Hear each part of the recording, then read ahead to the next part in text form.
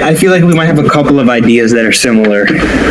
Yeah, we kind of think in like a similar type of way. Yeah, I mean, because I don't want to have you. I'll let you go first since I went first last time. Okay, all right. So for 5 cars that I think should make a comeback, the first one is actually one of my dream cars, the Porsche Carrera GT. So, kind of to piggyback off of your idea of like a Porsche hypercar, I don't mind if it's like a hybrid type of thing, but like that shape with like a V10 engine, man, I would go crazy for it. Yeah, I mean, I guess the one thing was story behind the Carrera GT was so cool of how like they had like the spare motor sitting around. So yeah. I don't know how they'd probably be $1 million car when they come out, unfortunately, but it'd be cool to see them do something like that with a V10 because they haven't done it since then. The research and development will probably be pretty expensive for it, but definitely something cool if it was a manual. They got money. Porsche got money. They charge like how much for options? I mean, Volkswagen got all the money in the world. Oh yeah. Oh, and bonus points if it's a manual too. If it's a manual, then I'd probably sell my soul to get one just to prove my dedication. Yeah, if they did something just like completely naturally aspirated, no hybrid systems. I love the hybrid cars, but they don't age well, which is kind of, when I did a video on the new Corvette E-Ray, the one complaint I had, and I don't know if you've watched Huvi's Garage video on it, but literally a week later, he said the exact same thing on how like the P1s, the 918s, the LaFerraris, all of those cars need battery replacements now. So this new Corvette is probably going to be the same way. And if another hybrid hypercar comes out like that, it's probably going to need a battery replacement, and batteries for those cars, they're going to definitely tax them, and they're going to be like $50,000. I'll say that with hybrids and especially EVs, you kind of have to treat them differently than a gasoline car. I noticed that like we've had hybrids in my family for a while, and they don't like to sit. Like if they sit for a long, and you know, a lot of these hypercars are garage queens too, mind you. So if they sit for a long time, like the battery cells get messed up, and sometimes like you don't even have to place the whole battery for real. You just have to place one cell, and everything would be cool again. Yeah, I guess that was kind of the problem with the LaFerraris is all these delivery mile cars now need new battery replacements. Battery replacement for that car costs $40,000, but for the most part, the cars that had been driven had a couple thousand miles on them were fine. Another reason to drive your cars and not just let them sit. Exactly. I mean, I'm a huge ambassador of driving my cars. No matter what car it is, I put plenty of miles on all my cars. Yeah. I am as well. So, okay, so for my next car, are you familiar with the Chrysler ME412 concept?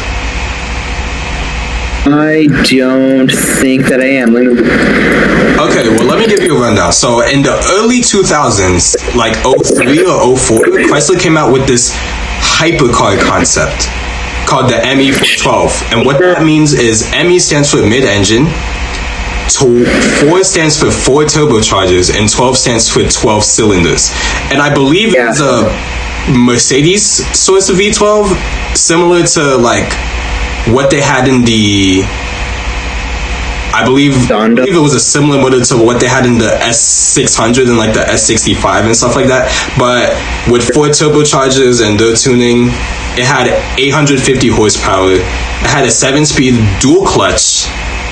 Okay, dual clutch in like the early 2000s, and it was gonna go in production, but because of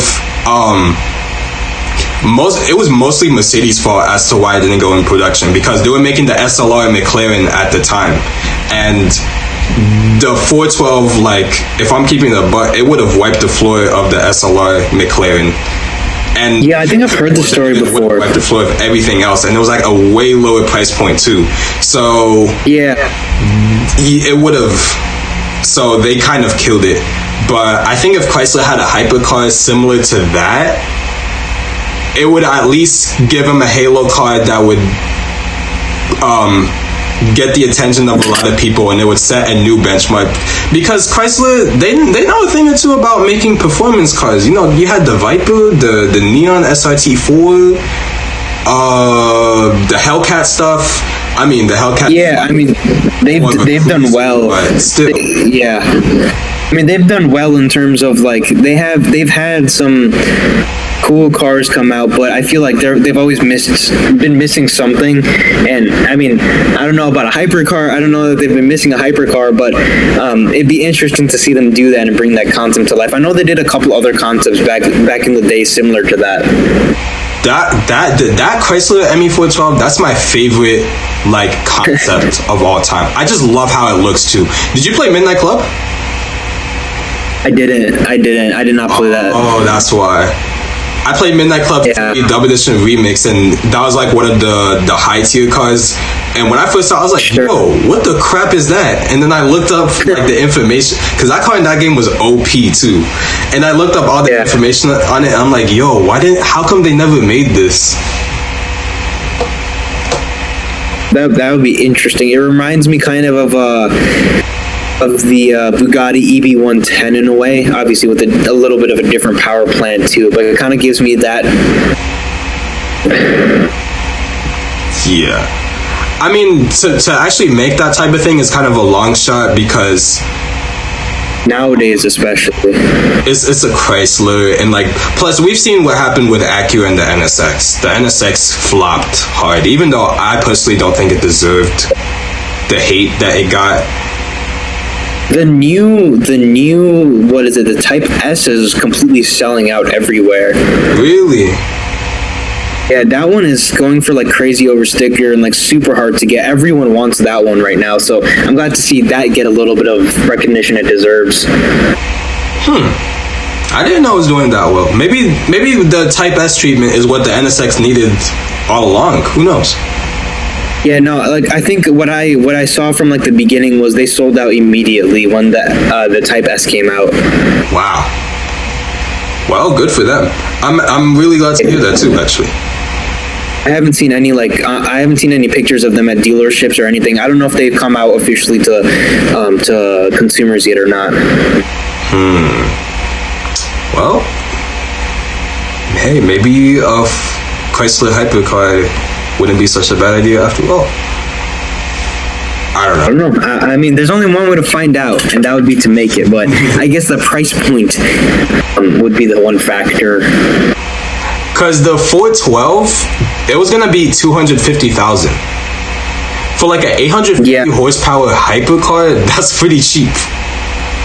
Yeah, I mean, back then, that's closer up to like $1 million or so nowadays, I believe. I don't think it would be that. I feel like in today's money, it would be more like 720S money or like Ferrari 812. They would have to do it in a different way than they did, obviously, back then. Because if they try to keep it, I think they would probably bring it down to a V8, so the V12. They would change some things to make it cheaper, maybe make the design a little. They would change the design for sure. Because, I mean, to be changed, that was, 20 years ago or something like that? I still think it looks fresh. Yeah, I mean, it still looks good. I think it's LED daytime running lights away from looking like a 2023 car. I mean, that's kind of what the Veyron is, right? I mean, the Veyron, you take an 08 Veyron, you change the headlights, and it looks like a car that could roll off the showroom right now. Yeah, very timeless cars. It is, yeah. I feel like same thing with that car. It could definitely roll off today's production line with some minor some minor tweaks, and could look really nice. But again, I don't know how big of a game Chrysler wants to play with those. Hey man, one can only dream. So my next car is definitely a lot more realistic than the last two. I think Ford Crown Victoria revival would actually be pretty reasonable. Yeah, Ford killed all of their cars, which I had talked about a little bit, where I said I wish Ford kind of brings back some of them, because as an enthusiast, right, strictly as an enthusiast, I'd love to see another Focus RS come, and I'd love to see them fix some of the issues and make them a tad more, like, I guess, newer, because the old ones have been abused by people, and I'd love to see the Focus ST come back, and I think the Crown Vic would be an interesting one. I guess it would put, Coyote motors are very expensive, so I don't know if they could do a V8. Twin turbo EcoBoost for sure. They would have, come on, they have to do a V8 if they bring back the Crown Victoria. They have to. I mean, they did a V6 with the Broncos, which is making me mad, but it'd be interesting because Coyotes are very expensive motors. Well, I don't know how much it is to produce personally, but I mean, if it's anything like a Mustang, the car, well, I guess it have You to could be probably keep it around 35,000. I guess it have to be a slightly higher price point because they don't know how much they'll sell of it. But okay, let's say it's like a $45,000 car, and it's still like, and you know, they have a lower tier variant with the EcoBoost V6, for example, maybe like a 2.7 or whatever. But yeah, I feel like as long as they make it a nice car, like people would be willing to pay 45 grand. I mean, well, yeah. Here's my thing. Like, you have the Charger too, and how many variants of that are there? Like you have the SXT, and you can go all the way up to like a Scat Pack or a Hellcat, and they get up into like the 70s. And like, I've sat in a Scat Pack before. It's not that nice on the inside, but that's not why you buy it. You buy it because of the motor and everything. So if people are willing to pay like what, 50, 60 for a Scat Pack, however they go to, I'm sure like they go up to 65 for a Scat Pack. Holy. Might even touch 70 in some scats, yeah. I believe the one I reviewed a wide body Scat Pack like 2 years back, and I believe that one was stickered at 65,000. Wow, I personally wouldn't spend that much on a Scat Pack, but hey. I wouldn't either. No, that's crazy. But if they, that's my whole thing. Like, obviously Dodge is like printing money off of the Charger, and how old is that car? If Ford would steal Charger, it's done now. What's up? It's done now. They killed off production. They kill it off this year. Oh yeah, that's true. They had a good run though. Yeah, they had a great run. There are tons of Chargers out there. If they were to make another, like, if they were to make like a refresh or like a, what's it called? Like a redesign of the Charger, I bet they would still sell a lot of those. Yeah, I think another big reason why those sold was because of Chrysler Financial and how kind of giving they were on the loans. Oh yeah, that's true. I think people could get into them really easily compared to Ford. Doesn't really like out loans to anyone and everyone through Ford. The Ford credit for sure, and then obviously banks are probably even a little bit stricter on them, where I think Chrysler Financial, it's okay, here's a 25% interest rate, even though interest rates could be up to 0%, or as low as 0%. So I'm really glad that you said that. I didn't want to the whole stigma thing. But like it's true though, because Chrysler Financial was, I'm not trying to like hate on the people who buy them, because I love the cars and I've driven a couple of them, but Chrysler Financial was giving out easily to get the loans for the cars, which is I think another huge reason why they sold really well. Yeah, that could be true also. But I mean, it can't be the only reason. Yeah, it can't be the only reason though.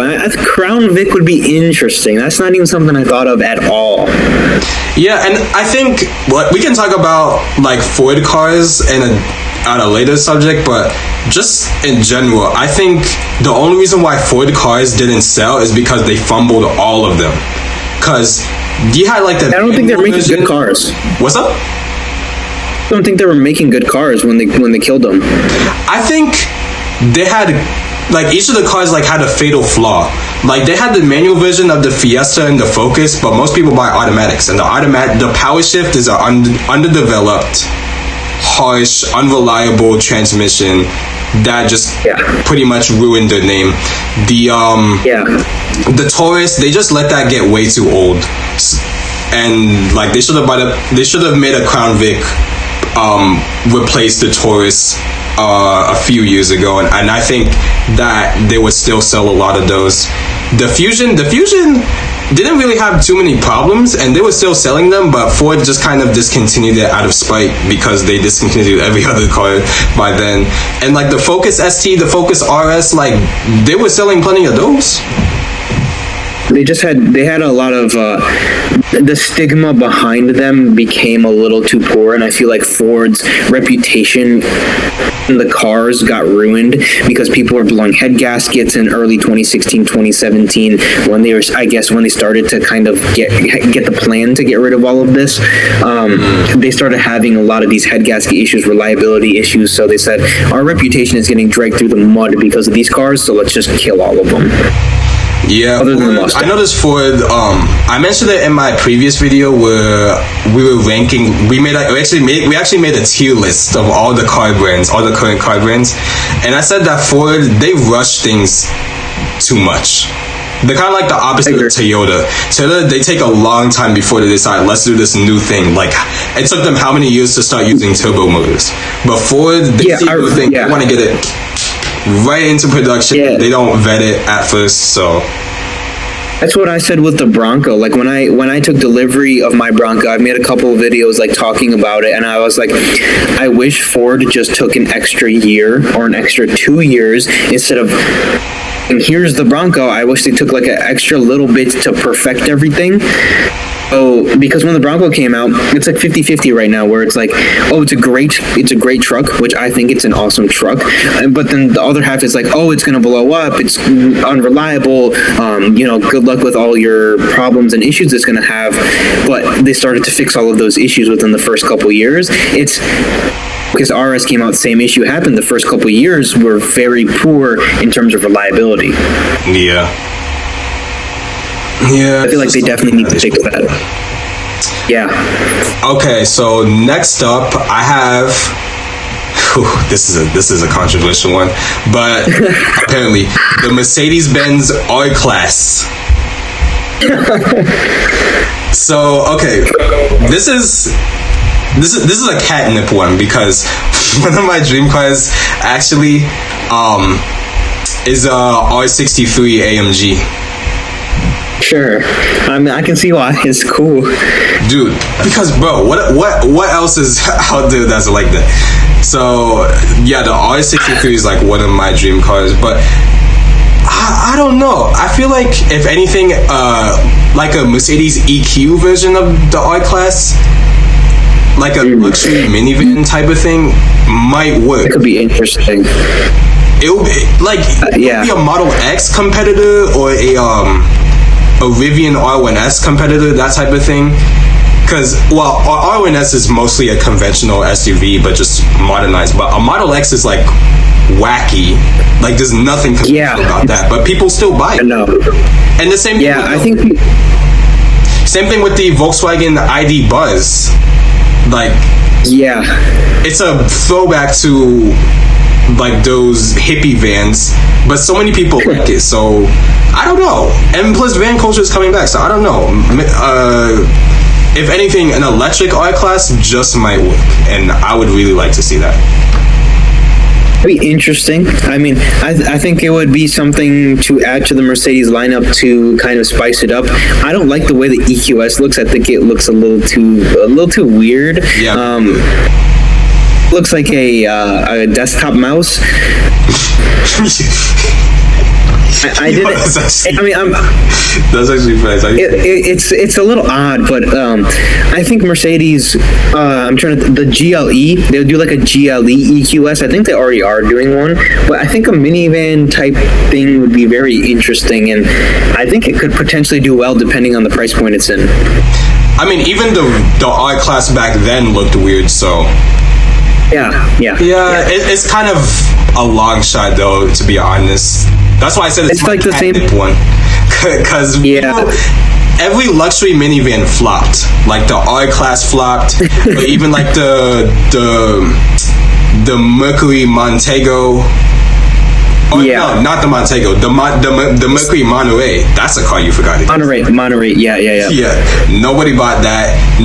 People didn't even know that it existed. They're like, oh, that's a thing. Oh, anyway,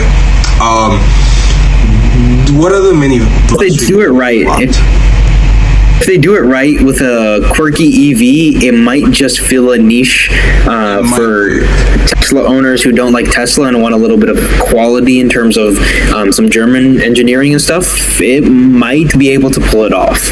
Yeah. There's some gull-wing doors and people buy it.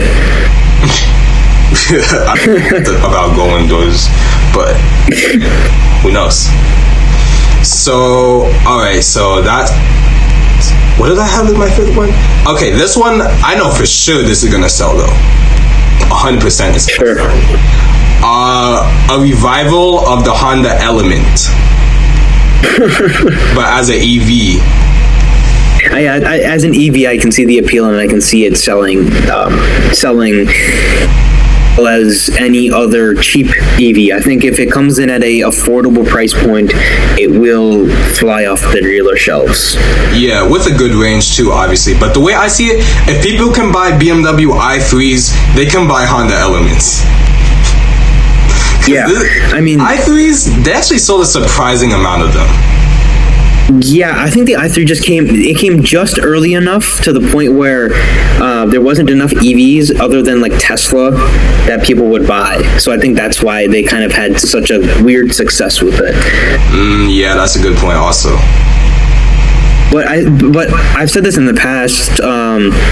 There's no real base EV. Like the most basic EV you can think of is the Model Y and the Model 3. Manufacturers come in and target $100,000 or $200,000 price point, and not a $30,000 price point, which I feel like kill if someone made a Honda Element, for example, in an EV for a $35,000 car. Yeah. Like the only cheap EVs out there that are like cheaper than the Model 3 is a Chevy Bolt, Yeah. and a Nissan Leaf, but Yeah. they're kind of like They're small. weird looking, and like they're not that nice on the inside, and they're not that much cheaper than the Model 3, where it's like, bro, like I might as well just get a Model 3 at this point. Yeah, there's Chevy's coming out with the new car, the Silverado, like a retro version of the Avalanche, which is supposed to be, I believe, $35,000 base MSRP, fully EV, which would be cool to see. I hope it stays at that price point. Dealers' markups are obviously going to happen, but if Honda came out with a $30,000 SUV with the Element that was EV and wasn't quirky in terms of, oh, this is an electric car, if they made it normal, I'd see a lot of success with it. I mean, the Element's kind of a quirky car in general, to be honest. I know that it is, yeah. But I feel like auto manufacturers, when they say they're making an EV, they overdo it for publicity, but no one's made like a, hey, here's a car that can blend in a little bit, and you're not going to be like, okay, I'm tired of this after 2 years because it's way too out there. Yeah. I don't think like the Lightning's a good example. Element though, because the Element is a box. I like the Element though. It's super practical, and you know, like all the small SUVs with like the HR-V or the Toyota CHR or Chevy Trax. It's like we kind of seen this before, but y'all just didn't buy it because they didn't look like they were too quirky. Like this is they were for the Honda Element, that type of thing. Like those are basically subcompact SUVs, but I still remember seeing. What's up? I still remember seeing it wasn't the TC, but I believe it was the XB, the Scion box, the cute car. Yeah. I remember seeing those in dealerships and being like, coolest thing ever, because I was like, what, 6 years old or something? But now it's like, who would buy a toaster, man? Like you're buying a toaster. I mean, it's better than a freaking Chevy Trax. At least it's more fun. Like I mean, Yeah, but I think a Honda, like that's actually one vehicle I think would sell really well. Even just I mean, it'd be cool to like bring back for sure. Oh yeah, I would love it. That would be on my short list of SUVs that I don't hate. Yeah, I think that's fair. I don't know. I'd have to drive it and see how I do. But it's Honda, so I'm sure they do a good job with it. Oh yeah, any Honda drives well. So for speaking of Honda, my honorable mention would have to go to S2000 Revival. Oh, for sure, 100%. But to me, the S2000 is one of those cars where it's like you could do a revival, but is it do something new? The first one type of thing, because a lot of I mean, most revivals are good, but I feel like the Honda S2000, that's one of those cars that you can just leave alone. Yeah, that's a legendary car. Yeah, it's like y'all done enough. Like, if you want an S2000, just buy a used one. And if they were to make a new one, there's no way it would have a high revving 4-cylinder anymore. It'll probably just have a Type R motor, but longitudinal and an S1000 like body. You never know. You never know. But Honda's got a little too boring in my opinion. I don't think they would do it. Hondas just make too much sense these days. I remember when they used to do things like off the wall, and now they're too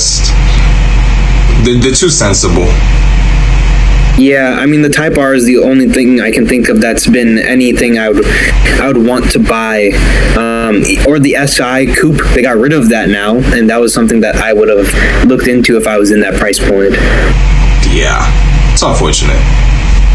Okay, so I'm curious about what cars you think should make a comeback.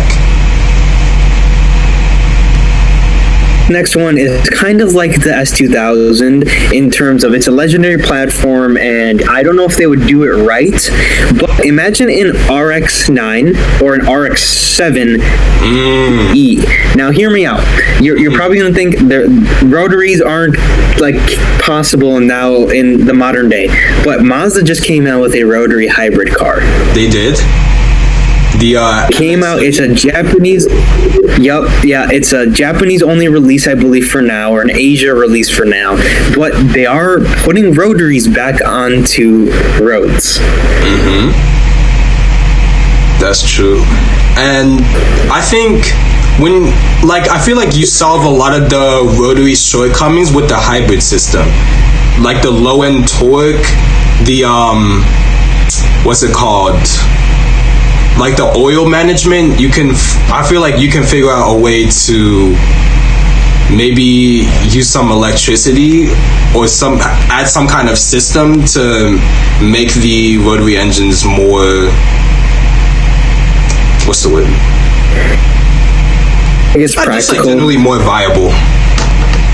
Yeah, so I guess the one thing is the new rotary that's coming out is going to be a generator for the battery, right? But the thing is they're still bringing the rotary back in some aspect. But imagine they do a new RX car, they make it 2 doors, possibly 4 seats, maybe only a 2-seater.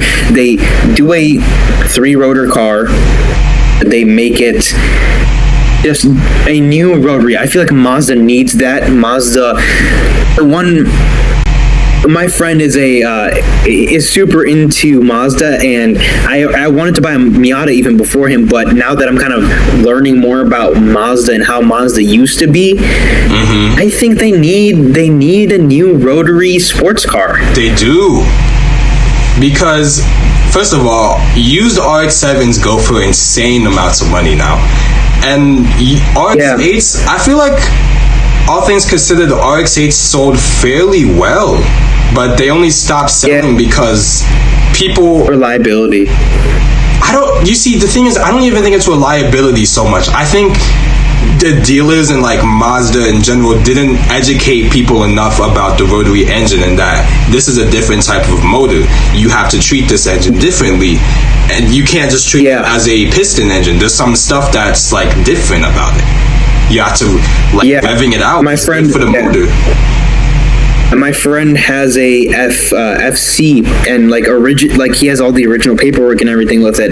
It says in like the paperwork, like get it up to certain amount of RPMs, and it has like all tons of things like, hey, it's a rotary, it's quirky, it's going to be different, it's not your normal thing. So it's interesting to see, but I also think they can learn on past mistakes, and they can learn on people modifying the FDs now into making them more reliable and how they're doing it and why they failed in the past.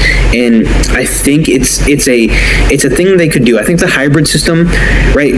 Hybrids are cool, they're the new thing, but I think it's going to be too expensive with a hybrid system to bring into a market. If they capitalize on a $60,000 price point, $60,000 to $70,000 even, I think people would pay for a new rotary RX series car. With the right power output, yes, I would say.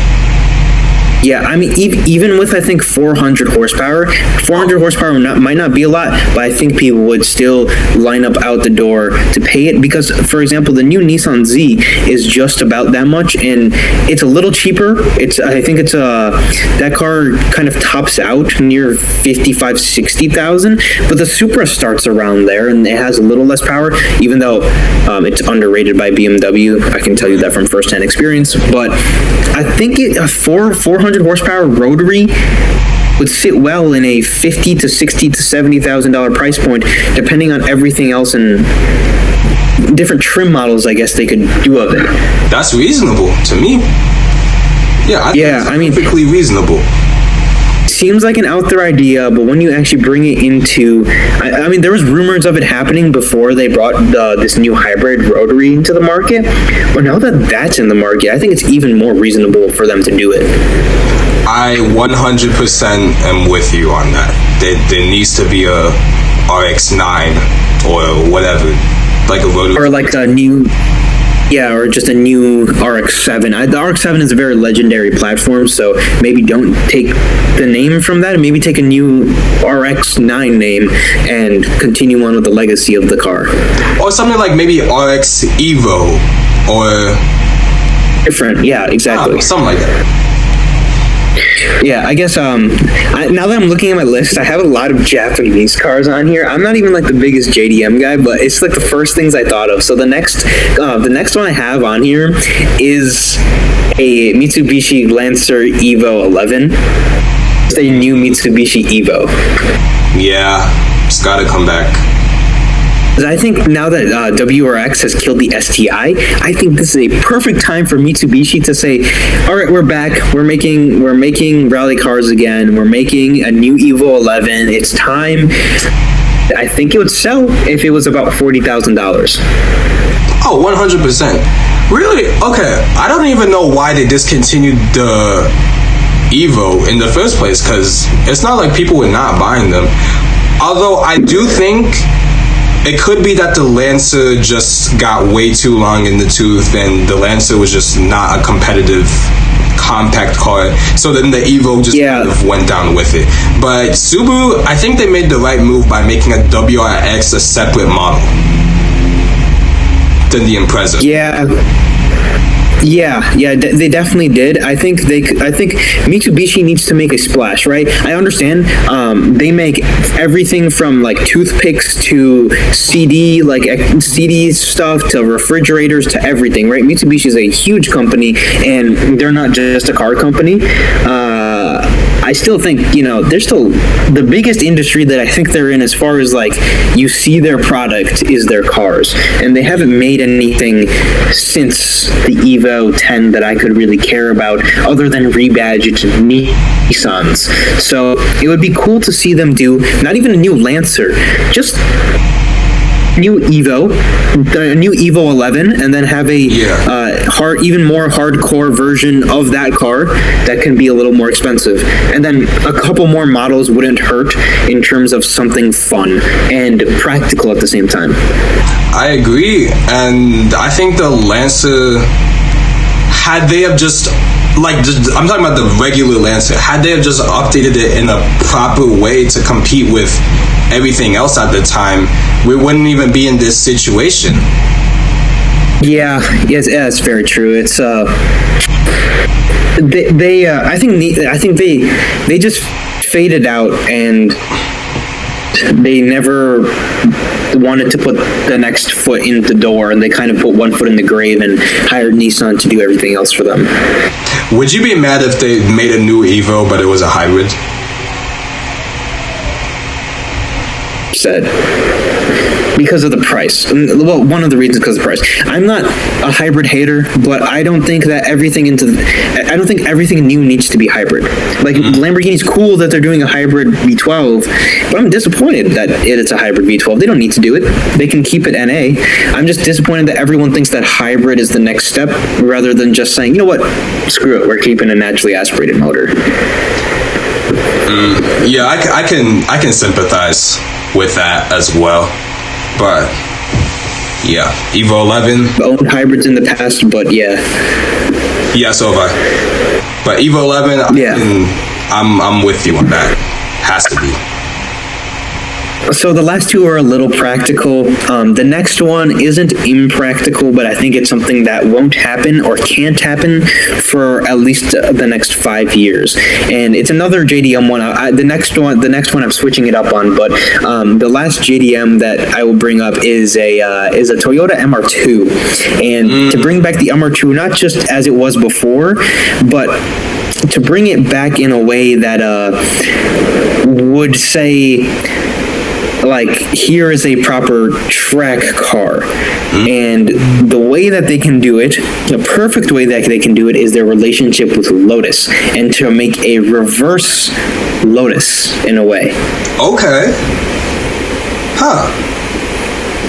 That could be, yeah, that sounds viable, because it wouldn't be the first time that Lotus helped another manufacturer. Like, you remember the C4 ZR1? Yeah, yep. Yeah, Lotus motor. Toyota gives them motors, so instead of Toyota giving them motors for their mid-engine cars, Lotus can give them their tubs for their mid-engine car. Given a carbon tub might be a little expensive, but they can come together and find a cheaper alternative to that to bring to the consumers and to Toyota people. I would personally really love to see that. Yeah, it's a little impractical because they have the Supra. I'm sorry, I didn't mean to interrupt, but no, sure. I was just saying it's a little impractical because they have so many new sports cars coming into the market, like the new GR86. They have the new GR Corolla and the new Supra. That they already have those three. That adding another one to the mix might kind of water down everything that they're doing. If you were in charge of Toyota right now, and let's say they did get a deal from Lotus, they can use the chassis, what motor would you put in it? That's already it's an interesting one. I think that they could just put the motors they're giving to Lotus, the V6. I believe that they're turbos in the new one, like the Emira, because those are Toyota motors. So it's a supercharged. I would put those motors. It's a supercharged V6, actually. Oh, it is. Yeah. No, you're right. That's yeah. So that's what I would do. They have the Turbo 4. That's what I was confusing it with. Yeah, the Turbo 4 on the Lotus Emira, that's a Mercedes Turbo 4, actually. Yeah. Sure. Yeah. But they're supplying Lotus with motors, so I think that relationship could work awesome, just backwards. Can you imagine a GR Corolla motor in a mid-engine car? That would be wild. That would imagine the B58. B58 in mid-engine. They would be BMW at their own game at that point, because BMW doesn't. Yeah, I think it might have some overheating issues and oil consumption issues, even worse. But it'd be cool nonetheless. Oh yeah. All right. So what's your next one? So the next one I have was a new Focus RS. I mean, we kind of already talked about it and how they need to bring them back and all of those things. But I think it's just a price, not a price point, but I think it's just a niche that's not being hit from Ford. Toyota's doing it. Now Honda's doing it. It's just something that now that Subaru has stepped out of the game, just it's one less competitor into the market of hot hatches. Exactly. I'll say this too. I see a lot of Focus STs in my area. A lot. And there's plenty of Focus RSs too. Like there's at least 3 STs in my neighborhood alone. And one of them is my friend's. So, like, people are buying these cars. Like, people did not buy them. Even, it was just surprising because for a manual only car, that's another price. Yeah, another point to kind of bring up. Yeah, it was completely just like enthusiast only, pretty much. Like you want this, like you have to know how to drive stick, or you have to want to learn how to drive stick shift. But people went for it. Like people are still buying STs now. Yeah. Yeah. So I think I mean, RS and the ST would be completely viable. Yeah, I was at the dealership getting my Mustang in oil change, and I saw an RS, and I'm like, I really want to buy that car, but I know that it's probably been beat, and I would want to buy a new one if I could get a new one. Now, you have a lot of cars as is, so there's that too. Yeah, I mean, I'll probably sell, like the next time I buy a car, I'll probably sell one to buy another one, but it's just, you have the Mustang, then you have the IS, you have the Miata, you have the Z3M. Do you still have the F-150? That's my dad's. They used to be like my daily, but it's my dad's truck. Oh, okay. So there's that. There's a Bronco. What else am I missing? I think that's all of them. I only have 5. Well, only 5. Oh no! You have a Z06 coming, but you have like 6 cars already. Yeah, I guess the Z06 is one of those things that I have no knowledge on what's coming and when it's coming. So it's gonna be here when it's here, and I'll probably sell a couple of things to get that. Okay. Yeah, I was gonna say, if you buy an RS on top of the cars that you already have, like, you burnt out with all those cars. I would sell some stuff to get something different. At this point, I've considered down some of the cars already, but I don't want to get rid of any of the ones I have. Man. Anyway, moving on. So, I'll do an honorable mention before I get into this last one, because this car already exists right now, and that would be the Miata.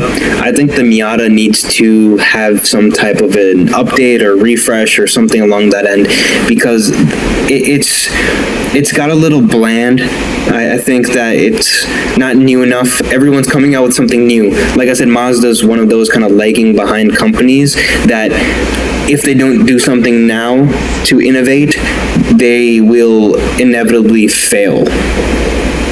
I think, like, every other Mazda's updated enough. Like, the 3 is fresh, like the CX-5. They're supposed to have a rear drive car that replaces the Mazda 6, and then you have the Miata, which is like, there's no point in getting a new one because 1, they're expensive, and 2, you can just get a used one of that same generation anyway.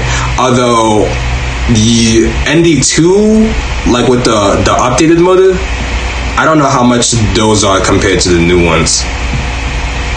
I just don't know who's going out and buying a new Mazda Miata off a dealer lot when there's so much cheaper on the used market. Like, I just don't know who's going to be like, yeah, today I'm been thinking about buying a new Miata, because there's nothing new about them. You had to be crazy, in my opinion, to get that. But can you imagine the Speed Miata again? That'd be crazy. I know my friend's looking for one. Like if they took the Mazda 3 Turbo? Yes. That motor, so that's like what, 250 horsepower and like 310 pound-feet of torque, and put that in a Miata? That thing would... Something like that. Or Mazda just made a new hot hatch, or Mazda made an all-wheel drive hot hatch. That's not one of the cars on my list, but now that you mention it, No, they should have done that. That's Yeah. fix. I've said that in the past. With one of my friends, we were just talking. I'm like, they should just do something, make it hot, make it a hot hatch instead of just a hatch, or another newer one. Mazda 3 Turbo, I don't know. That doesn't make a lot of sense to me. It's just Literally a I Mazda feel 3, but with a turbo. Yeah, it's just a car that it's something they're missing, I guess. I think I know what they try to do. They try to make like an Audi A3, but cheaper, but it doesn't really work, in my opinion. Not for that type of car. Yeah, all right. So for the last one here, I have the BMW M6. Now, the last BMW M6 was based off of the V10 that was in the M5. So now I think they take a new. It's weird, right? Because there's no other 6 Series going on. I don't think there's a 6 Series going on right now at all. But I think they need to make some type of a coupe M5 CS. And I think just naming it the M6 would be super cool. And going back to that supercar car, I think that could be it, even though it's an M6. But the M6 is plagued with the reliability issue that I think that they need to change the stigma behind. Well, there's a couple of things. So you're talking about the E63 M6. I think that's the chassis. Yeah. The V10 one. They made one after that was based off of the F10 M5. That's one.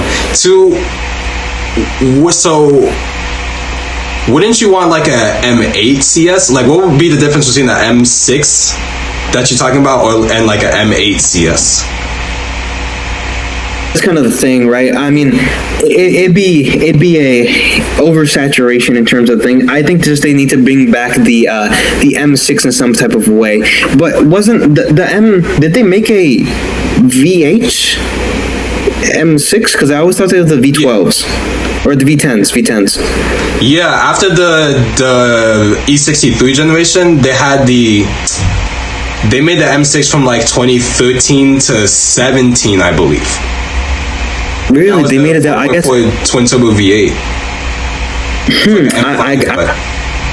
Yeah. No. Now that I think about it, you're probably right. But I don't know. I guess the M6 would be a very weird kind of niche car to build. But imagine they make it more enthusiast oriented and more in terms of they throw it more into the M3 for M5 manual V8, right? So like a E90 M3, they kind of do that type of thing. They make a coupe, they throw it in a manual, they give the CS treatment, because the M8 there's no way they're coming with a manual out in that. But imagine they do that, or they take something like that with a V8 in manual and they make a car like that. I'll say this: the M8 is quite big. It is. But then again, the M4 is also pretty big as well. It's not that much smaller than the M8. I think it looks that way because the M8 it has a very swoop, like it swoops down a lot, and the M4 kind of doesn't cut as much as that, but I think the M8's like significantly bigger when you actually put them next to each other. Last I checked, they're only like a couple. The M8 is only like a couple inches longer than the M4. The new M4. Given the M4 has grown, yeah, they have grown. Yeah, They've seen them next to each other ever. But that I mean, if they were to put a manual in it, that alone would give people reason to buy it over a M8. Yeah, it's kind of like, I think the M8's going to start to be phased out soon enough, so it wouldn't be something that can compete in this generation of BMW, but maybe in the next generation when they're coming out with all of their EVs, to throw something with an EV for an enthusiast who's not looking for anything electric, and make it not ugly, keep the kidney grills proportional, keep everything kind of straight, you know? I was gonna say the same thing. As long as it doesn't have the big grills, I'm good. I don't even dislike the new M3 and M4. Vorsteiner, I believe, fixed it with the carbon grills, but the non-M cars, I think, just look horrible. At least the 8 Series is still a pretty good looking car.